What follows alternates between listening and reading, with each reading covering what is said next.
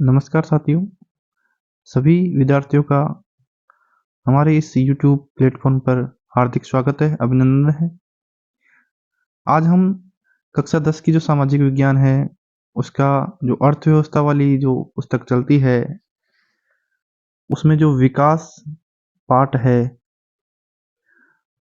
उसके महत्वपूर्ण महत्वपूर्ण जो है प्रश्न आंसर देखने वाले हैं बोर्ड परीक्षा की दृष्टि से, जो कि आगामी बोर्ड परीक्षा के विद्यार्थियों के लिए बहुत ही महत्वपूर्ण साबित होगी ये क्लास।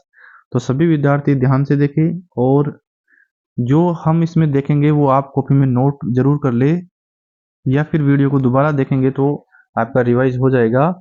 तो जो हमारा अर्थव्यवस्था में जो पार्ट है विकास, उस उस चैप्टर के हम जो बोर्ड परीक्षा के द्वारा जो पैटर्न बनाया गया है बोर्ड के द्वारा, उस पैटर्न के हिसाब से हम इसमें क्वेश्चन आंसर देखेंगे। कुछ रिक्त स्थान देखेंगे और कुछ लघुत्रात्मक प्रश्न इसमें देखेंगे। तो चलते हैं इस पार्ट के। सबसे पहले हम रिक्त स्थान देख लेते हैं, जो कि आपको याद करने हैं और कॉपी में नोट करना है। तो सबसे पहले चलते हैं रिक्त स्थान की तरफ। तो सबसे पहले हमारा यहाँ देखो, जो है पहला है कि औसत आय को क्या बोलते हैं। औसत आय को किस नाम से जाना जाता है? तो आप बताइए, औसत आय को किस नाम से जानते हैं? तो औसत आय को हम प्रति व्यक्ति आय भी कहते हैं। तो औसत आय का हमारा क्या मतलब है? औसत आय से हमारा मतलब है प्रति व्यक्ति आय। ठीक है साथियों। तो जैसे हमने देखा था कि औसत आय इस चैप्टर में आपको दिया गया है। औसत आय को क्या बोलते हैं? प्रति व्यक्ति आय। ठीक है। तो औसत आय को क्या बोलते हैं? प्रति व्यक्ति आय। और ये प्रति व्यक्ति आय कैसे निकाली जाती है? कि देश की कुल जनसंख्या में वो क्या, कुल जीडीपी जो होती है, जो राष्ट्रीय आय है, जैसे राष्ट्रीय आय है, तो राष्ट्रीय आय में हम क्या दे देंगे? कुल जनसंख्या का क्या दे देंगे? भाग दे देंगे। क्या दे देंगे? भाग दे देंगे। तो अपनी क्या निकल के आएगी? प्रति व्यक्ति आय। ठीक है साथियों। तो राष्ट्रीय आय में कुल जनसंख्या का भाग देने पर क्या निकल के आती है? प्रति व्यक्ति आय या फिर औसत। जैसे मान लो अपनी जो राष्ट्रीय आय 100 रुपये है और जनसंख्या मान लो 10 है, तो 10 का भाग देंगे तो अपने पास क्या आ जाएगी? 10। तो अपनी राष्ट्र प्रति व्यक्ति आय क्या आ गई? 10। मतलब है प्रति व्यक्ति, मतलब प्रत्येक व्यक्ति की जो औसत आय है कि इतना कमा रहा है व्यक्ति देश में। हालांकि व्यवहार में ऐसा नहीं होता, लेकिन वो औसत हम निकालते हैं। जैसे मैथ में आपने औसत, गणित में औसत निकाले होंगे कि आंकड़ों का योग बटे आंकड़ों की संख्या, ऐसा निकाला होगा।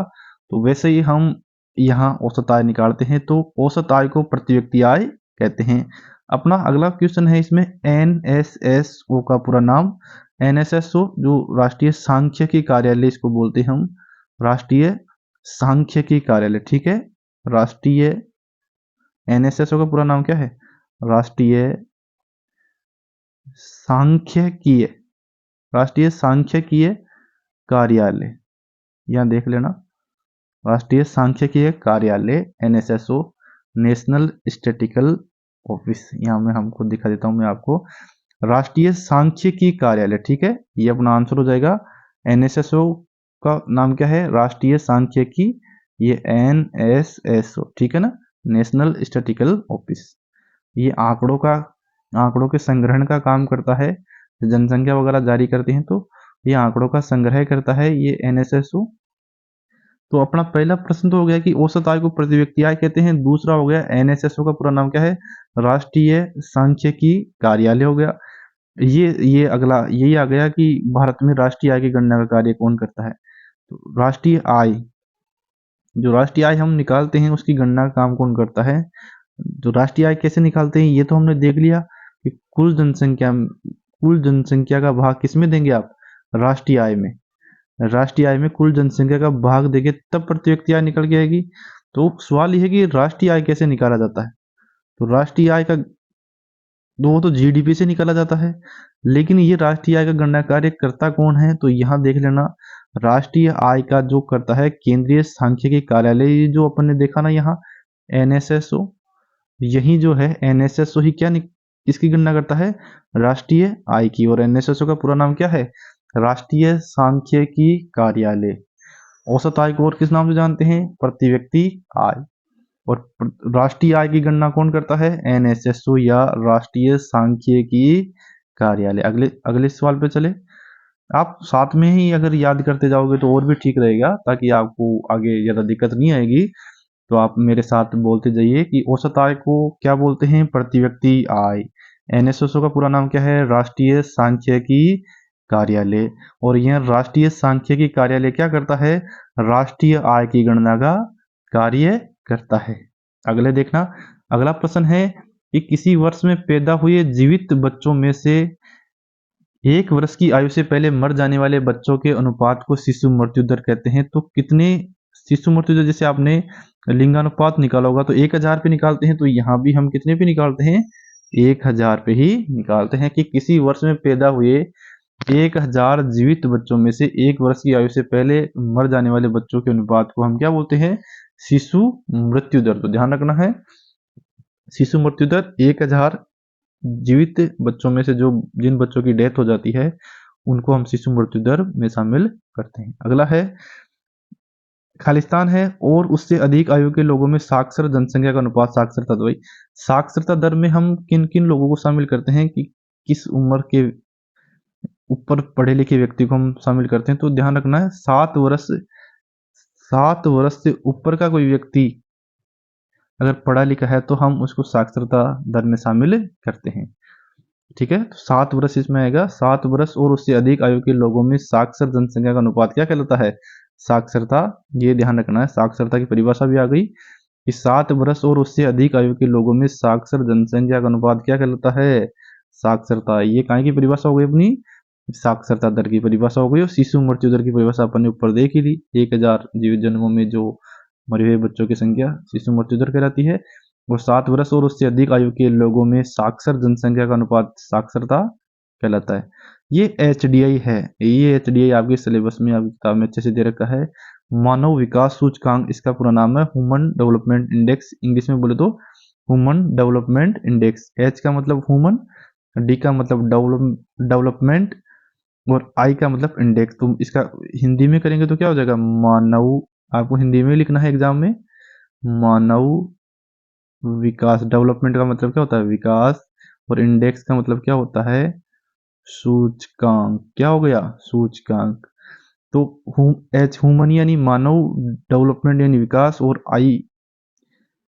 I मतलब सूचकांक इंडेक्स में। तो HDI का पूरा नाम क्या है? ह्यूमन डेवलपमेंट इंडेक्स या मानव विकास सूचकांक, जो कि 3 आधारों पे यह मानव विकास सूचकांक तैयार करता है, जिसमें औसत आयु है, साक्षरता है, या प्रति व्यक्ति आय है। ऐसे करके वह 3 आधार लेता है और उस आधार पे यह मानव विकास रिपोर्ट जारी करता है। कौन?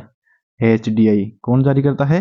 HDI, मानव विकास, सॉरी, ये HDI का मतलब होता है मानव विकास सूचकांक। ये मनुष्य की, मतलब जो मानव की जो स्थिति है उसके बारे में हमें इंडिकेट करता है, बताता है। ये UNDP जारी करता है।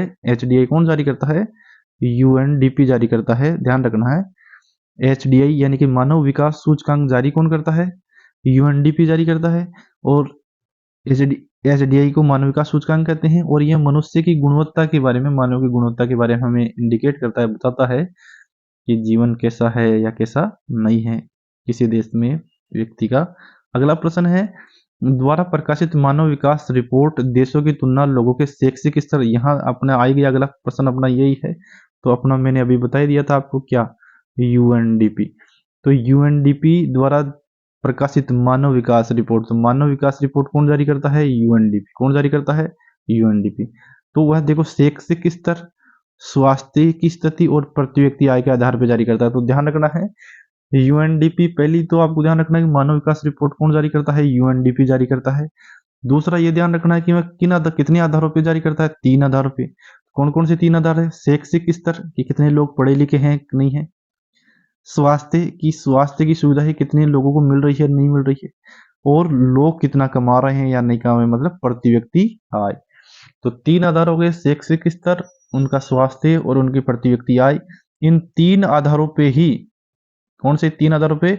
इन 3 आधारों पे ही UNDP क्या जारी करता है? HDI बोले तो मानव विकास सूचकांक। ठीक है, मानव विकास सूचकांक अगला प्रश्न पे चलते हैं। देश की कुल आय को कुल जनसंख्या, ये अभी हमने देख लिया था कि देश की कुल आय है, जिस देश की कुल आय है 100 रुपये मान लेते हैं, कुल जनसंख्या में भाग देकर कुल जनसंख्या मान लेते हैं 10 है, तो 10 में भाग देने के बाद क्या आएगा, 10 ही आएगा। देकर क्या निकाली जाती है, ये क्या निकल के आ गई अपने पास, बताइए क्या निकल के आ गई, प्रति व्यक्ति आय। क्या निकल के आ गई, प्रति व्यक्ति आय। और इसी को हम क्या बोलते हैं सामान्य भाषा में, औसत आय। क्या बोलते हैं, औसत आय। तो या तो प्रति व्यक्ति आय हो गई या फिर औसत आय हो गई। तो औसत आय या प्रति व्यक्ति आय कैसे निकालते हैं कि कुल आय को कुल जनसंख्या से भाग देकर। ठीक है। अगला है कच्चा तेल। क्या है कच्चा तेल, कौन सा संसाधन है कच्चा तेल, तो कच्चा तेल कौन सा संसाधन है, अनव्यकरणीय। कौन सा संसाधन है, अनव्यकरणीय। कौन सा संसाधन है, अनव्यकरणीय। अनव्यकरणीय संसाधन बोले तो जिनको नया नहीं बनाया जा सकता, जिनको नया नहीं बनाया जा सकता। मान लेते हैं जैसे एक बार पेट्रोल खत्म हो गया तो बना सकते हैं, नहीं बना सकते। तो अनव्यकरणीय संसाधन कौन से हो गए, जिनको नया नहीं बनाया जा सकता। और दूसरे संसाधन कौन से हो गए, नव्यकरणीय, जिनको नया बनाया जा सकता है। तो ये नव्यकरणीय, नव्य मतलब नया बना, अनव्य नया नहीं बनाया जा सकता। ठीक है ना। तो कच्चा तेल कौन सा है, अनव्यकरणीय। इससे अगला ही क्वेश्चन है, भूमिगत जल कौन सा है, नव्यकरणीय है। कौन सा है, नव्यकरणीय। तो भूमिगत जल कौन सा है, भाई भूमिगत जल वर्षा होती है और वर्षा से वो भूमिगत जल आ जाता है।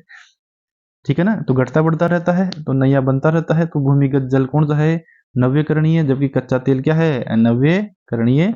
आप इसके अलावा भी जो नव्यकरणीय और अनव्यकरणीय संसाधन है उनको भी आप इसमें शामिल कर लीजिएगा, लिख लीजिएगा। अगला है कि गिरावट के परिणाम राष्ट्रीय और राज्य सीमाओं का ख्याल नहीं रखते। तो किसमें गिरावट के, पर्यावरण की, जो पर्यावरण में जो गिरावट आती है, यहाँ अपना आंसर क्या हो जाएगा 11वें में, पर्यावरण।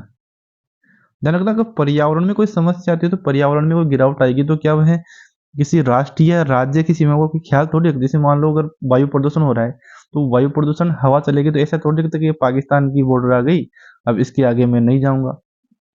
ठीक है, या भारत की बॉर्डर आ गई, इसके आगे नहीं जाऊंगा। तो पर्यावरण में अगर गिरावट होती है तो इसका तो परिणाम सभी राष्ट्रों या सभी राज्यों को भुगतना पड़ता है। ठीक है ना, तो ये कोई सीमाएं नहीं देखती है, वायु प्रदूषण है, जल प्रदूषण, ऐसी कोई सीमाएं थोड़ी देखता है। ठीक है ना। अगला है, एक ऐसी प्रक्रिया है जिसमें लोगों के आर्थिक स्तर में मात्रात्मक एवं गुणात्मक सुधार हो, जिससे जीवन स्तर क्या हो, ऊंचा हो। 12वीं का क्या है, विकास।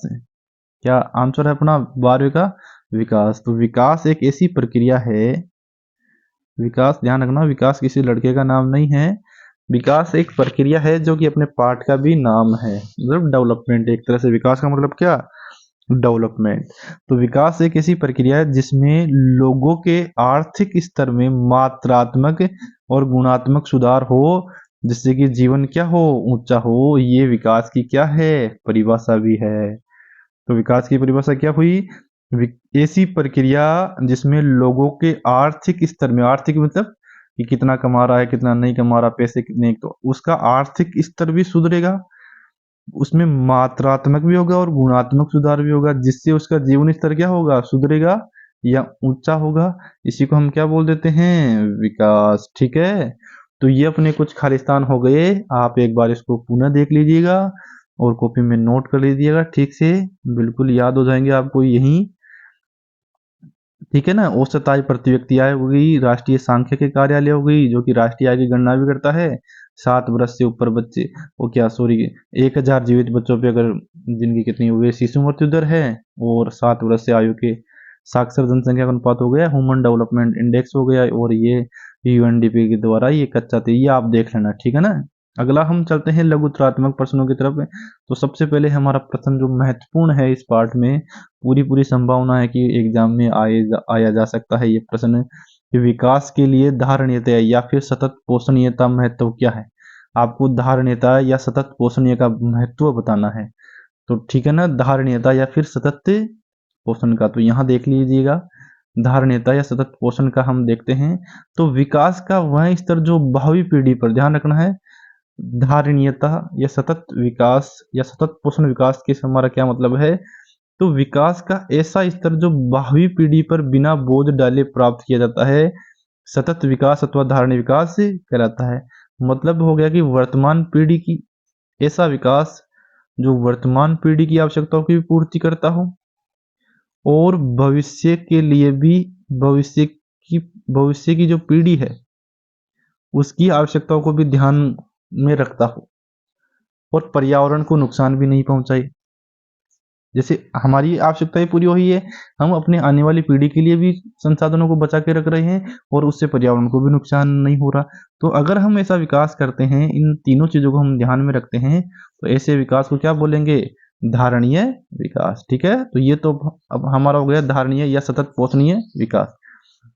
अगला है, इसमें दे रखा है तो तीव्र आर्थिक विकास से प्राकृतिक संसाधनों का अत्यधिक दोहन से प्राकृतिक संसाधन समाप्त हो जाएंगे, जिससे भविष्य में सभी देशों का विकास खतरे में पड़ जाएगा। मतलब अगर आप तेज गति से अगर आप संसाधनों का प्राकृतिक संसाधनों का दोहन करोगे तो वह जल्दी ही क्या हो जाएंगे? समाप्त हो जाएंगे और भविष्य में सभी देशों को विकास उससे क्या हो जाएगा? खतरे में। जैसे पेट्रोल है, अगर पेट्रोल हम इतनी तेज गति से पेट्रोल बर्बाद कर रहे हैं तो अगर जल्दी ही आगामी कुछ सालों में ही पेट्रोल क्या हो जाएगा? खत्म हो जाएगा। अब हम देख रहे हैं कि हम उसका कोई विकल्प तलाश रहे हैं, जैसे कि बैटरी से या सौर ऊर्जा से चालित जो वाहन आ रहे हैं वो उसका एक ऑप्शन है, लेकिन फिर भी हमें संसाधनों को भविष्य की पीढ़ी के लिए बचा के रखना चाहिए। अगला है तीव्र औद्योगिकरण से पर्यावरण एवं पारिस्थितिकी को नुकसान पहुंचता है, जो प्रदूषण का कारण बनते हैं एवं भविष्य में प्राकृतिक संतुलन को क्या करेंगे? बाधित करते हैं। तो अगर आप तेज उद्योग, जैसे वर्तमान में तीव्र औद्योगिकरण बढ़ रहा है तो उससे पर्यावरण को भी नुकसान हो रहा है और पारिस्थितिकी असंतुलन भी हो रहा है। पारिस्थितिकी असंतुलन मतलब या आप अधिकांश आजकल देखते हैं कि या तो गर्मी ज्यादा पड़ती है या सर्दी होती है तो ज्यादा सर्दी होती है, बारिश होती है तो ज्यादा बारिश होती है।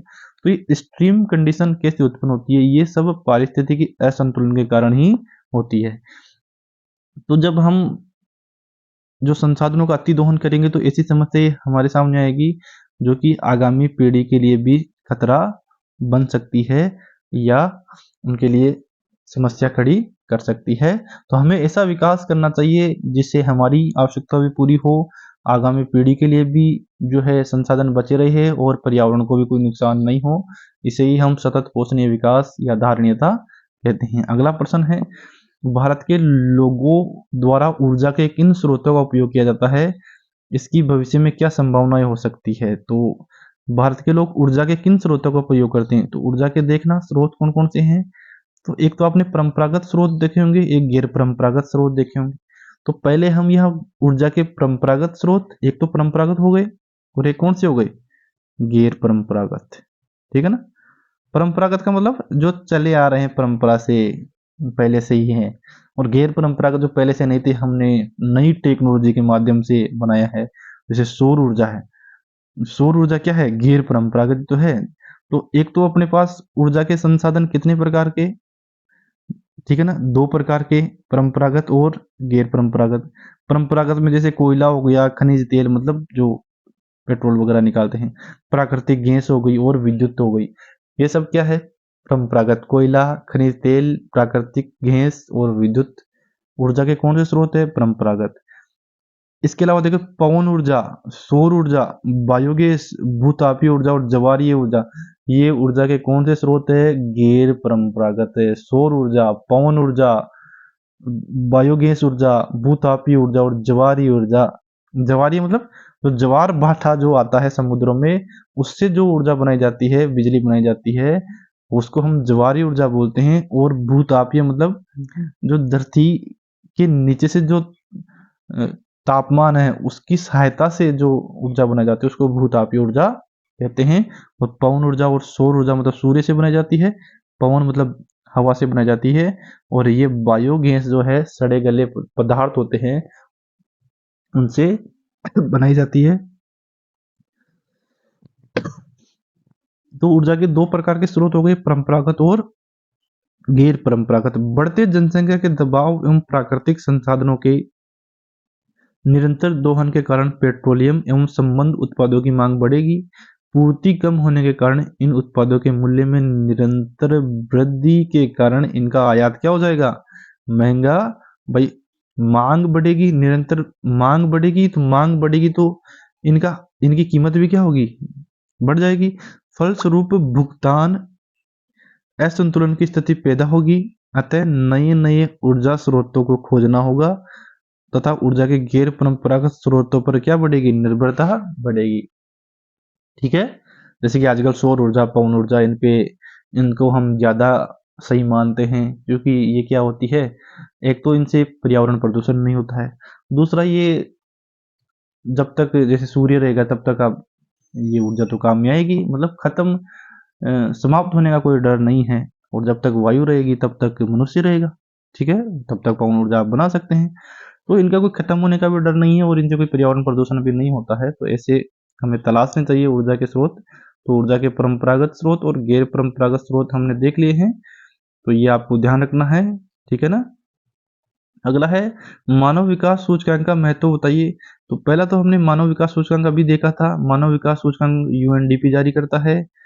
और अब इसका आपको महत्व बताना है। तो मानव विकास सूचकांक का महत्व है कि यह देश के विकास के स्तर का क्या देता है, संकेत देता है कि देश में विकास हो रहा है या नहीं हो रहा है, क्योंकि ये मनुष्य या मानव के बारे में बताएगा।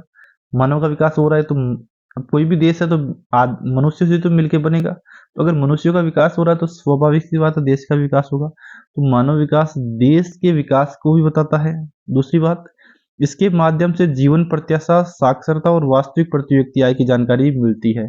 क्योंकि मानव विकास तो तीन ही आधारों पर जारी, जो यूएनडीपी जारी करता है, तो मुख्य रूप से वह तीन आधार देखता है। एक तो जीवन प्रत्याशा देखता है, एक साक्षरता देखता है और एक प्रति व्यक्ति आय देखता है। तो मानव विकास से हमें इन तीनों के बारे में भी जानकारी मिलती है। अगला है कि यह विभिन्न देशों के मानव विकास की दशा एवं दिशा बताता है कि कौन कौन से देशों में मानव विकास की क्या दशा है और क्या दिशा है, यह भी हमें बताता है। तो ये तीनों बातें हमें ध्यान रखनी है मानव विकास के महत्व में। क्या क्या ध्यान रखना है, एक तो मानव विकास के स्तर को बताएगा कि सही हो रहा है कि नहीं हो रहा, और दूसरा है कि ये जो तीन कारण हैं, जीवन प्रत्याशा, साक्षरता और वास्तविक प्रति व्यक्ति आय, इनके बारे में भी हमें बताएगा।